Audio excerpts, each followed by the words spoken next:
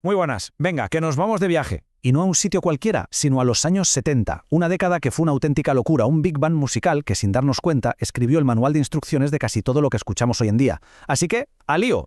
A ver, una pregunta rápida. Cuando suena esa canción que no podemos quitarnos de la cabeza, ¿alguna vez nos hemos parado a pensar de dónde sale ese sonido? ¿Ese ritmo? Bueno, pues resulta que la respuesta a esa pregunta casi siempre nos lleva al mismo lugar, a una década de creatividad absolutamente salvaje. Vale, pues nuestra primera parada nos lleva a Estados Unidos. El sonido elegante y pop del soul de la Motown empezaba a quedarse un poco atrás, y de repente, algo mucho más crudo, más potente, estaba a punto de reventarlo todo. Y entonces aparece él, James Brown, el hombre que lo pone todo patas arriba. Fijaos en esto porque es la clave. Hasta ese momento, lo más importante eran la voz y la melodía. Y Brown llega y dice, no, se acabó. A partir de ahora, la estrella es el ritmo. Le dio toda la importancia al primer golpe de cada compás, a ese pum inicial. Y claro, creó un sonido que te obligaba a moverte. Era imposible quedarse quieto. Ya ese invento lo llamó funk. El secreto, su arma secreta, era el bajo. De repente, el bajista pasa de estar al fondo del escenario a ser el protagonista, creando esas líneas de bajo que son pura energía, que te atrapan. Ya no se trataba solo de escuchar música, se trataba de sentirla en el cuerpo, se trataba del groove. Y ojo, que James Brown no estaba solo en esto. Aparecieron genios como Stevie Wonder, que llevaron el funk a otro planeta, jugando con los primeros sintetizadores, o los Jackson 5, que lo convirtieron en un fenómeno de masas. Y de paso nos presentaron a un niño que lo cambiaría todo, Michael Jackson. Y luego estaban los Funkadelic, que eran otra historia. Mezclaron el funk con la locura del rock psicodélico y crearon una estética que años después sería la semilla del hip hop. Venga, ahora cruzamos el charco y nos vamos a una isla muy pequeña del Caribe que tenía un sonido gigantesco. La siguiente parada es Jamaica, un lugar donde unos ritmos muy locales estaban a punto de conquistar el mundo entero. La cosa empezó con el ska, un ritmo súper rápido, muy energético, que los inmigrantes jamaicanos se llevaron con ellos a Inglaterra. Pero lo más curioso es lo que pasó después.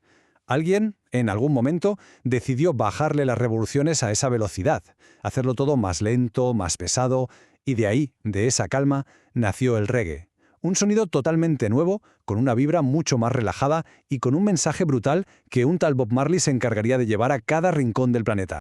Es que hablar de Marley es hablar de mucho más que música. Sus canciones eran el altavoz del movimiento Rastafari, de un mensaje de paz, de unidad, de lucha. Se convirtió en un ícono cultural, en la voz de millones de personas que no tenían voz. Bueno, pues volvemos a Estados Unidos, pero esta vez cambiamos el garaje por las luces de neón y las bolas de espejos. Porque el funk había evolucionado, se había puesto guapo, se había vuelto más brillante y estaba diseñado para una sola cosa, que no pararas de bailar en toda la noche. La música disco, en el fondo, era como una versión del funk pasada por chapa y pintura. Más comercial, sí, pero igual de bailable.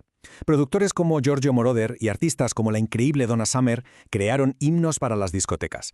Pero el boom mundial, la explosión total, llegó con los Bee Gees y la banda sonora de Fiebre del sábado noche.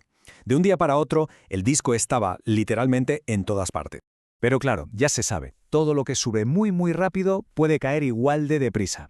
Y para la música disco, el punto de inflexión, el momento en el que todo se torció, tiene un año muy concreto, 1979.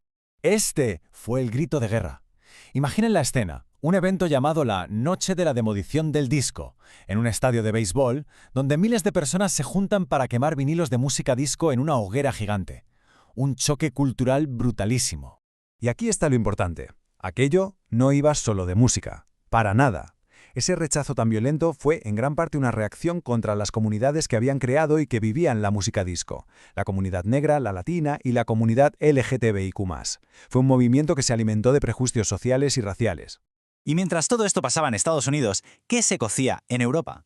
Pues bueno, aquí el continente estaba viviendo sus propias revoluciones, creando desde la canción pop más perfecta que se puede imaginar hasta fusiones de lo más inesperadas. Y el ejemplo perfecto de esto nos llega desde Suecia. Después de arrasar en Eurovisión, un grupo llamado ABBA se comió el mundo. Su fórmula era simple y a la vez genial. Melodías que se te pegaban al cerebro y una producción impecable. Eran una máquina de hacer temazos. Pero es que Europa era un hervidero de sonidos. En España, por ejemplo, nacía el rock andaluz, esa mezcla increíble de rock y flamenco, con grupazos como Triana. Y a la vez, con el fin de la dictadura, la canción protesta de artistas como Harcha cobraba una fuerza tremenda, preparando el terreno para la movida de los 80. A ver, Hemos ido del funk al reggae, de la música disco al pop europeo. Si juntamos ahora todas las piezas de este puzzle musical de los 70, ¿qué es lo que vemos? ¿Cuál es la foto final? Pues el legado es simplemente inmenso. Los 70 nos dejaron claro que el ritmo era el nuevo rey. Nos demostraron que la música no tiene pasaporte, que no hay fronteras. Vimos cómo podía ser una fiesta en la discoteca y al mismo tiempo un grito en la calle. Y lo más importante, sentó las bases de todo lo que vino después. El pop, el hip hop, la música electrónica, todos tienen una deuda gigante con esta década. Así que la próxima vez que suene una canción en los auriculares, hay que parar la oreja. ¿Se escucha esa línea de bajo tan potente? ¿Ese ritmo que te hace mover la cabeza sin querer? ¿O ese estribillo pop que es perfecto? Si la respuesta es sí, no hay duda. Estamos escuchando el eco de los años 70.